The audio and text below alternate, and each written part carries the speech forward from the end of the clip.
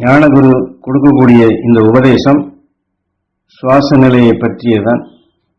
அதுவும் குறிப்பாக தியான நிலையில் நாம் ஒரே நிலை கொண்ட ஈர்க்கும் சக்தி பெற வேண்டும் என்ற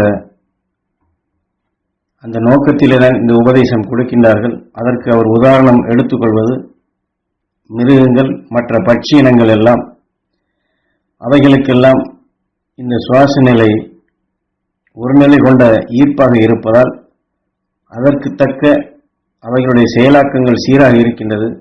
ஆனால் மனிதன் இன்று வாழக்கூடிய காலகட்டத்தில் அந்த மிருகங்களுக்கோ மற்ற பட்சியினங்களுக்கோ இருக்கக்கூடிய அந்த ஈர்ப்பு சக்தி கூட இன்று இல்லாது போய்விட்டது என்றையும் காட்டுகின்றார். மிருகங்கள் தன் ஆகாரத்தை அது தேடி செல்லும் பொழுது தன்னுடைய சுவாச நிலையில்தான் ஆகாரத்தை அறிந்து அந்த இடத்தை அணுகி அதை உட்கொள்கின்றது. ஆனால் அதே சமயத்தில் அங்கு எதிரி இருக்கின்றான் என்று தெரிந்து கொண்டால் அதையும் சுவாச நிலையை உணர்ந்து விலகிச் சென்று விடுகின்றது, தப்பித்து விடுகின்றது. ஆனால் இந்த நிலை மனிதர்களுக்கு இல்லை. அதாவது எதிரி வருகின்றான் என்றாலும் ஆகாரத்தை முதலே சுவாசித்து போகும்பொழுது எதிரி வருகிறான் என்று உணரும் பொழுது அந்த ஆகாரத்தை எடுக்காமலே விலகி சென்று விடுகின்றது மிருகங்கள். பட்சிகள் அதனுடைய கண் ஒளி கொண்டு ஆகாரத்தை எடுக்கும் சக்தி பெற்றது. அந்த ஒளி ஆகாரத்தின் மேல் பாய்ச்சப்பட்டு அந்த இடத்தில் இருக்கக்கூடிய சப்த அலைகளையும் நுகரும் தன்மை பெற்று அங்கு எதிரியோ மற்ற வேண்டப்படாத ஏதாவது இருந்தால் அந்த ஒளியின் நிலையில் கொண்டே அது சுவாச நிலையை அறிந்து ஆகாரத்தை எடுக்காமல் பறந்து மிருகங்களும் சரி பட்சிகளும் சரி எதிரிகள் இருக்கின்றான் என்று ஒளி கொண்டு அறிந்து அங்கிருந்து விலகிச் சென்று விடுகிறது என்பதை நுட்பங்களை சொல்கின்றார்.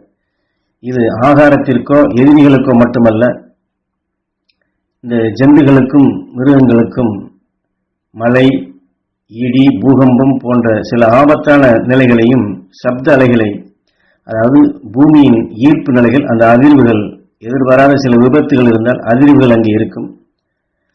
அதை ஈர்க்கக்கூடிய திறன் பெற்று முன்கூட்டி அதை அறியும் நிலை பெற்றது அந்த பறவைகளுக்கும் மிருகங்களுக்கும்.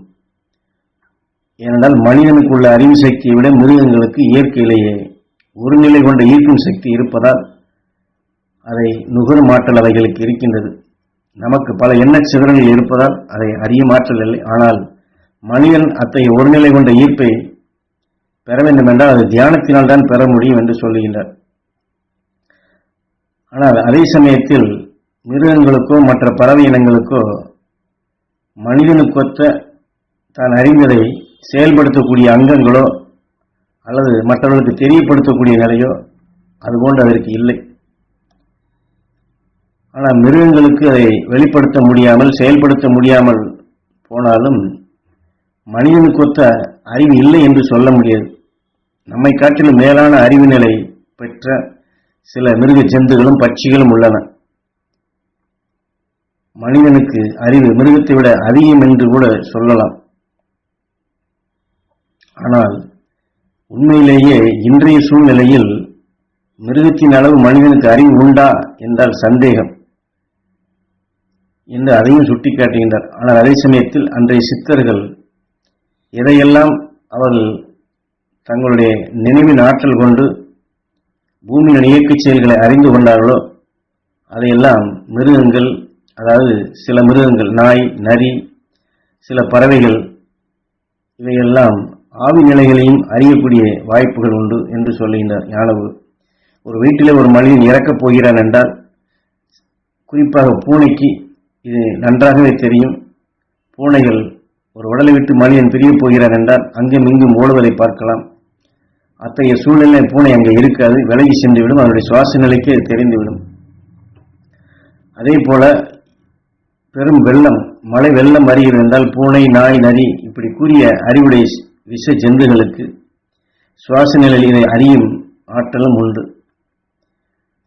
ஆக ஆவி நிலைகளையும் அறியக்கூடிய தன்மை அந்த மிருகங்களுக்கும் சில பட்சிகளுக்கும் உண்டு.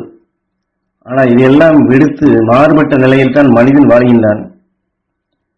மனிதன் அதை காட்டிலும் மேம்பாடு கொண்டவனாக இருந்தாலும் கூட தனக்கு கிடைத்த அந்த உயர்ந்த சக்தியை, அந்த பாக்கியத்தை சிதறவிட்டு 6 அறிவு என்று சொல்லுகின்றமே, இந்த 6வது அறிவை நாம் சரியாக பயன்படுத்த தெரியாதபடி ஜோசியம் கேட்டோ அல்லது வேற ஏதோ வகைகளை நாம் நம்ம அறிவை சீராக பயன்படுத்தாதபடி அந்த ஜோசியத்தின் நிலை கொண்டோ அல்லது பல நூல்களை படித்தோ இப்படித்தான் அறியக்கூடிய நிலைகளாக வளர்ந்து பல எண்ணங்களை தனக்குள் சிதறவிட்டு தனக்குள் உள்ள சக்தி நிலையை மாற்றிக்கொண்டு தன்னைத்தானே நரகமாக்கி வாழ்கின்றான் இன்றைய ஆறறிவு படைத்த மனிதன் என்று ஞானகுரு சொல்லுகின்றார். இதில் தவறாக அவர் சொல்லவில்லை. மற்ற பட்சிகளுக்கோ மிருக ஜந்துகளுக்கோ ஆகாரத்தை தேடுகின்றது, அதனுடைய சுவாச நிலை கொண்டு எதிரில் இருந்தால் விலகிச் செல்கின்றது. இயற்கையுடைய மாற்றங்களையும் தன்னுடைய சுவாசத்தினாலே ஒரு நிலை கொண்ட ஈர்ப்பினால் அறிகின்றது. ஆனால் மனிதன் அவைகளை காட்டிலும் வளர்ச்சி பெற்ற படைப்பாக இருந்தாலும் தன்னுடைய எண்ணத்தை எங்கெங்கோ அலைய விட்டு சிதறவிட்டு இந்த மிருகங்கள் ஒரு நிலை கொண்டு சுவாசத்தில் எடுக்கக்கூடிய நிலைகளை கூட இன்று தவறவிட்டு, என்னால் அன்று வாழ்ந்த, அதாவது பல லட்சம் ஆண்டுகளுக்கு முன் வாழ்ந்த புலசியர்கள் புலையர் என்று சொல்லக்கூடியவர்கள் எல்லாம் இதை ஒத்தவர்கள் தான். தன்னுடைய சுவாச நிலையிலேயே இங்கே இந்த மிருகம் வருகின்றது, இங்கே இன்றைக்கு மழை பெய்யும் அல்லது வித்தியாசமான நிலைகள் வரும் என்றெல்லாம் சுவாச நிலையை அறிந்து கொண்டவர்கள் தான்.